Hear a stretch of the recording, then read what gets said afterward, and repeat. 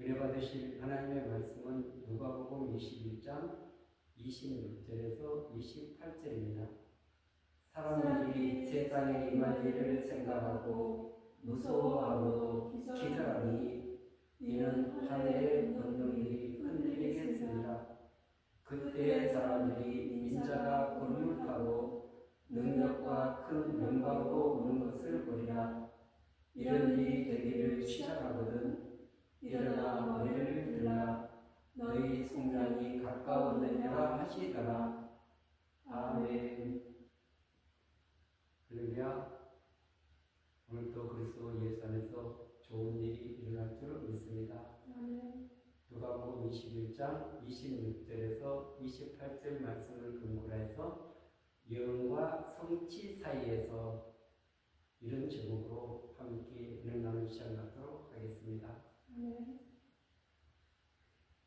이 세상에 그 역사의 날은 사건이 있고 그 다음에 그 날을 지키는 것입니다. 그러니까 먼저 사건이 일어나고 그 다음에 날을 정해서 지키는 것. 우리나라 뭐 3.1절이나 6.25나 수많은 이런 역사적인 일들은 전부 다 먼저 사건이 있고 그 다음에 그 날을 기념하는 것입니다. 그런데 하나님은 그렇게 하시지 않습니다. 먼저 예언을 하시고 그 예언을 성취시켜 나가는 것입니다. 그러니까 날이 먼저인 게 아니라 하나님의 말씀의 예언이 먼저 시작이 되고 거기에 맞도록 이 날짜가 맞춰진다는 그런 엄청난 말씀을 하고 계시는 것입니다. 우리 인간의 그 머리로서는 내일 일을 어떻게 할 수 있습니까?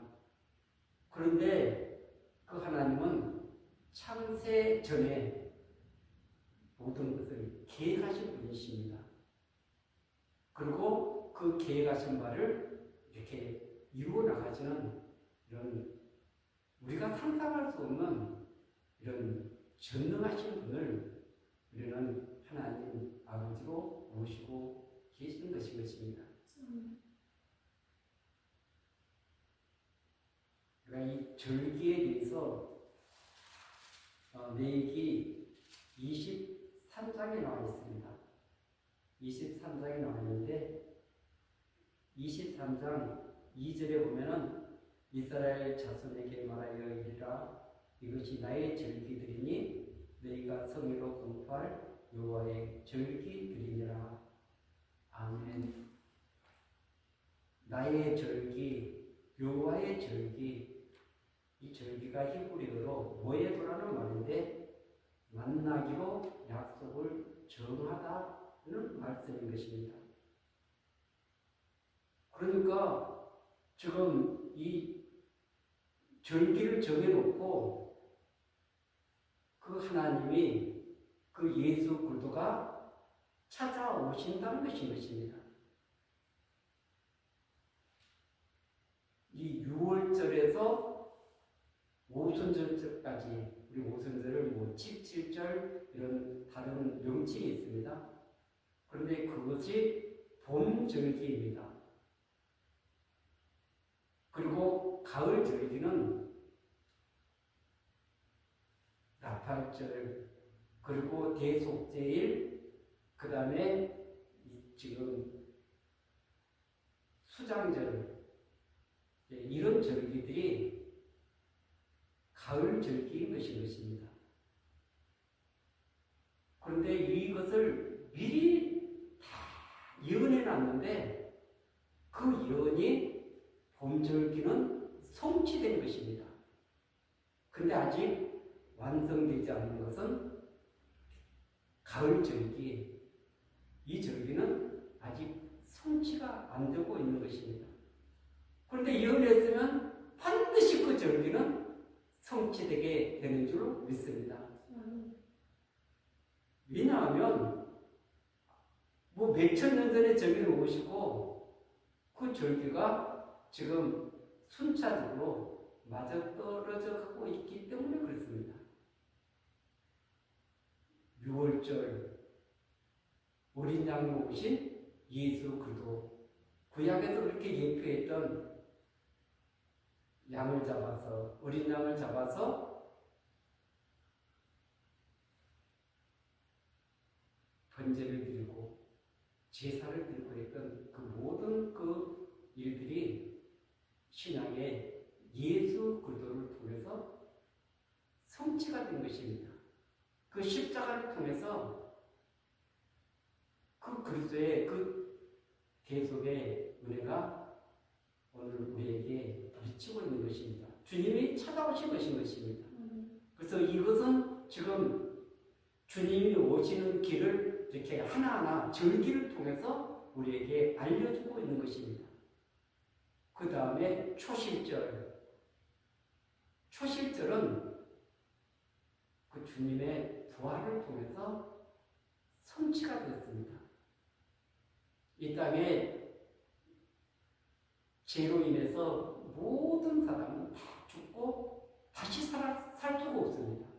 그런데 오직 예수 그리스도만이 죄가 없기 때문에 죽었다가 사흘 만에 다시 부활하신 것입니다. 그것이 초실절인 것입니다.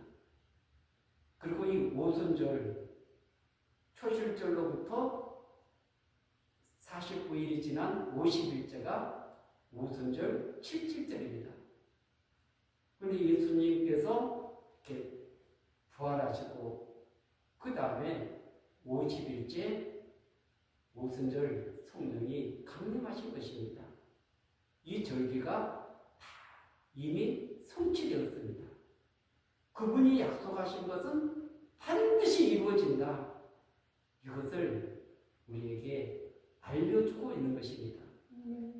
그렇다면 나팔절 그리고 대속제일 이런 장막절, 수장절 이런 절기들도 반드시 성취되게 되어 있는 것입니다.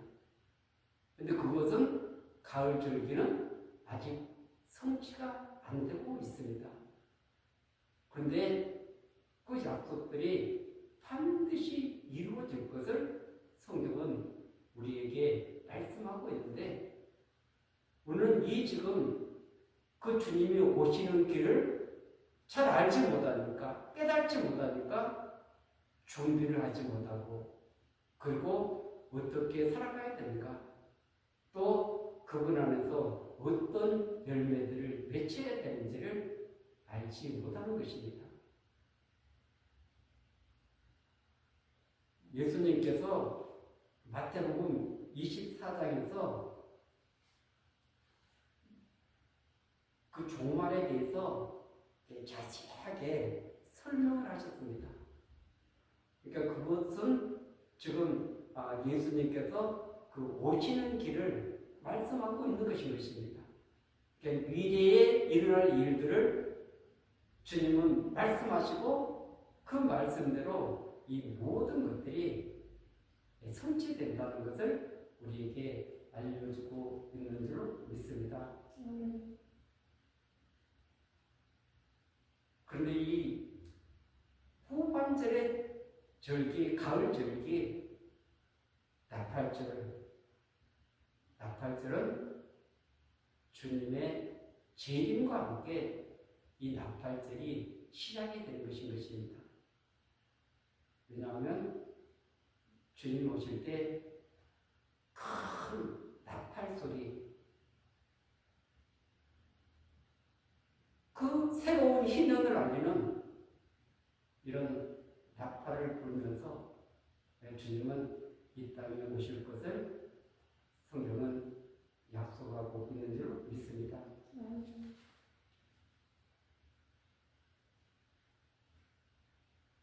마태복음 24장 31절에 보면 그가 큰 나팔 소리와 함께 천사들을 보내리니 그들이 그의 택하신 자들을 하늘 이 끝에서 저 끝까지 사방에서 모으리라. 아멘.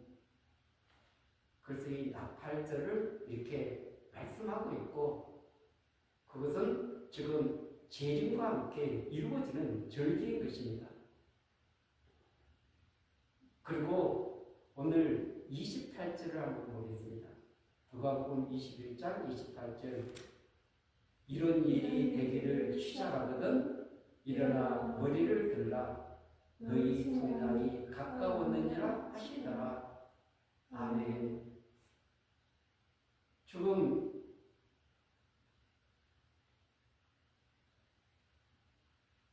20절 이하에 그 예루살렘의 환란과 인자의 고침 이 부분을 이렇게 기록해 놓고 그래서 이런 엄청난 그 예루살렘이 군대들에게 에워싸이고 그리고 그 성전이 무너지고 그리고 수많은 그런 어려운 사건들을 기록을 해놨습니다. 기록을 해놨는데 지금 이 부분은 AD 70년에 그 로마에 의해서 이 사건이 이렇게 일어난 것입니다.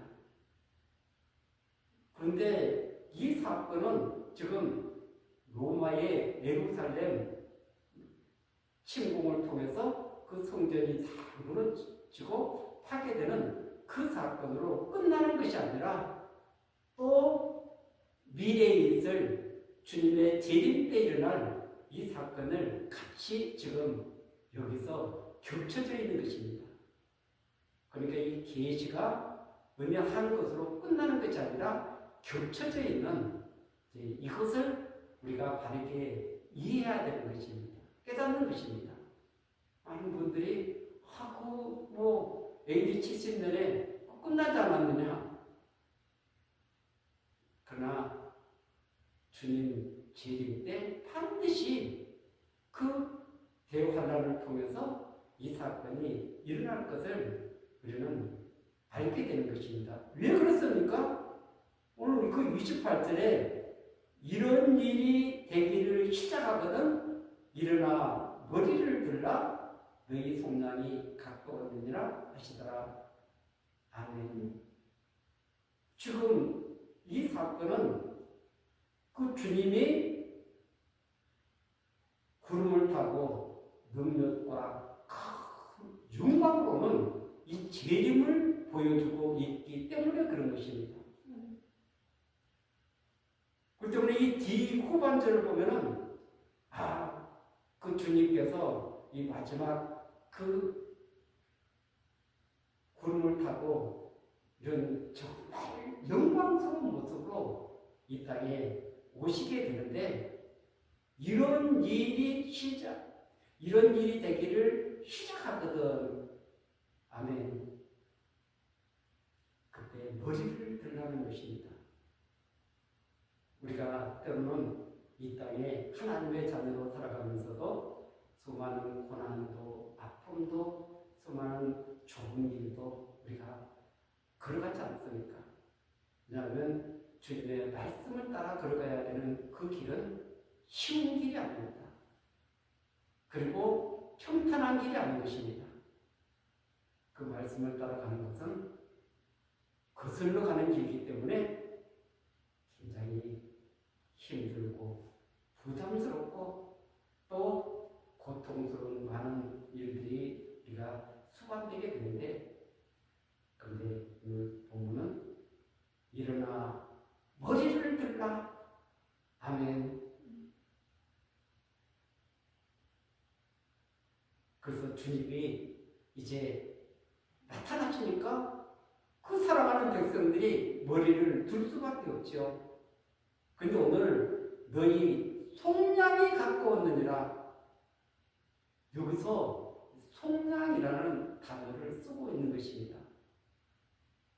속량은 예수 그리스도가 우리 죄를 위해서 그 십자가에 위해서 죽으시고 그리고 그 피를 통해서 우리 죄가 용서받는 이 사건을 우리가 대부분 이렇게 속량이라고 하는데 왜냐하면 우리가 그 죄값을 갚을 수가 없으니까 예수 그리스도께서 자신의 생명을 들어서 우리를 대신 사준 것입니다. 제 노예되었던 마귀의 종살이하던 우리들을 건져내 주신 것인데, 근데 하나님의 백성이 된 우리들에게 오늘 너희 속량이 갖고 왔느니라, 이 말씀은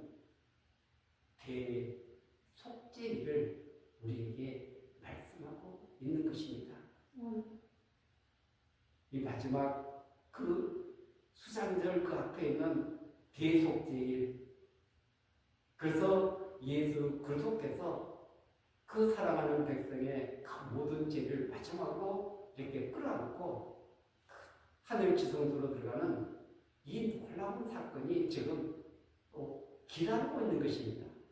이것이 구원의 완성인데, 근데 이것을 알지 못하기 때문에, 깨달지 못하기 때문에 이 땅에서 이것이 구원이다, 저것이 구원이다, 그렇게 잘못된 그런 판단을 해서 그 영혼들을 미혹시키고 있는 것입니다.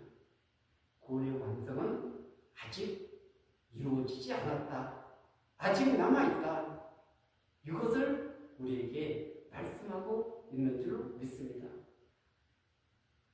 다시 말하면 그 다음 절기가 무슨 절기입니까? 장막절, 수장절. 이 절기는 곡식을 거둬들여서 그래서 발곡을 창고에 넣는 그런 절기인 것입니다. 그러니까 이것을 지금 연결시켜 보면은 그 마지막 절기는 그 백성들의 죄를 온전히 속량해서 그 알곡들만 그 창고에 들이는 그 사건을 예표하고 있는 것입니다. 이 가을 절기가 아직 이루어지지 않았는데 지금 주님은 말씀하시고 지금 이것을 이루어가는 과정 속에 있는 줄 믿습니다. 약속하셨으니까 반드시 이루어집니다.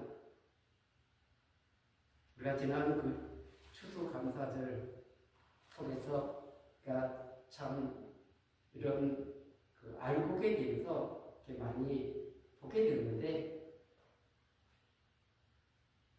마태복음 3장 12절에 손에 키를 들고 자기 타작마당을 정하게 하사 알곡은 모아 곡간에 들고 쭉정에는 꺼지지 않는 불에 태우시리라. 아멘. 이 예언은 침례 요한이 그 뒤에 오실 예수 그리스도에 대해서 지금 이렇게 예언을 하고 있습니다. 그런데 이 예언이 성취되겠습니까? 안 성취 안 될까요? 반드시 성취될 수밖에 없습니다. 왜냐하면 침례 요한도 자신이 이런 말을 하고 싶어서 하는 것이 아니라 성령의 감화, 감동을 통해서 이 말씀이 기록되었기 때문에 그렇습니다. 그래서 예수님의 초림 사역을 보면은 이것과 상관이 없습니다. 그 육체를 입고 이 땅에 오셔서 인자는 의인을 부르러 온 것이 아니라 죄인을 부르러 왔다. 성김을 받기 위해서 온 것이 아니라 섬기러 왔다. 주님의 초림 사역은 그렇습니다. 그런데 주님의 재림은 의인을 부르러 오는 것인 것입니다. 죄인을 부르러 오는 것이 아닌 것인 것입니다. 그리고 반드시 발복과 쭉정이를 이렇게 구별하기 위해서 이 땅에 오신다고 말씀하고 있는 줄 믿습니다. 그러니까 오늘 마태복음 3장 12절 이 약속은 아직 성취가 안 된 것인 것입니다. 앞으로 그런데 반드시 이것은 성취된다. 그 타작마당에서 그 퀴즈를 해서 그래서 알곡은 곡간에 들이고 그 쭉정에는 꺼지지 않는 불에 던지는 이 마지막 이 수장들이 또 남아있는 것입니다. 이 주님이 오시는 이 절기들을 우리가 바르게 이해한다면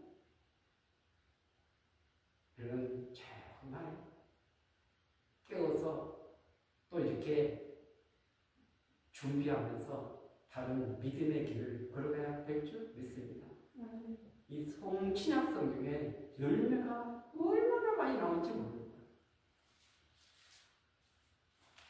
마태복음 21장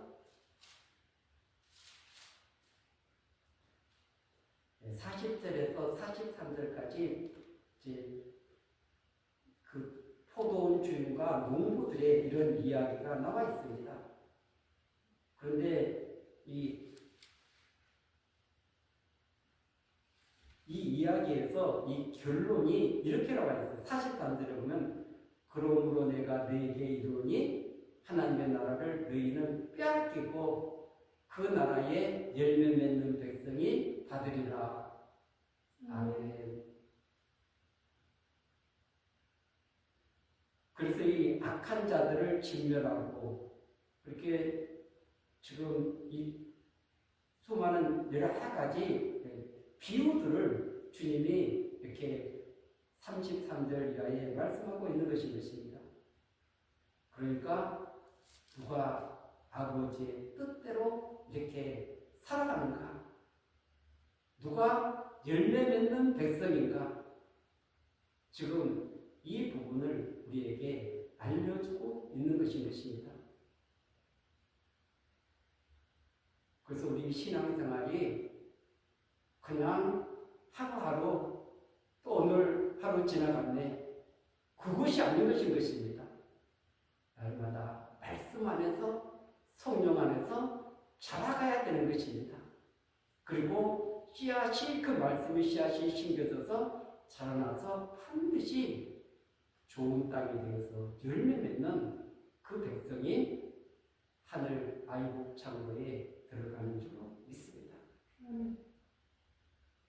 이 비밀을 알지 못하면 꼭대기만 가지고 그냥 하나님 나라 들어간다고 이렇게 지금 유혹의 시대를 살아가고 있는 것입니다. 그 수많은 유혹들이 그 영혼들을 잠들게 만드는 것입니다. 그 잠든 영혼이 우리는 반드시 깨어나야 될 줄 믿습니다.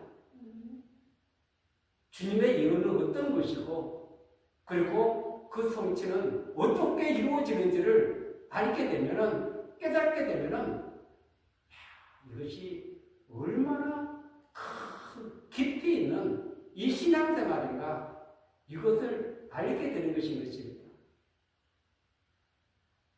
그냥 대충 생활해도 하나님 나라 갈 수 있다. 그게 가당치는 일입니까? 열매가?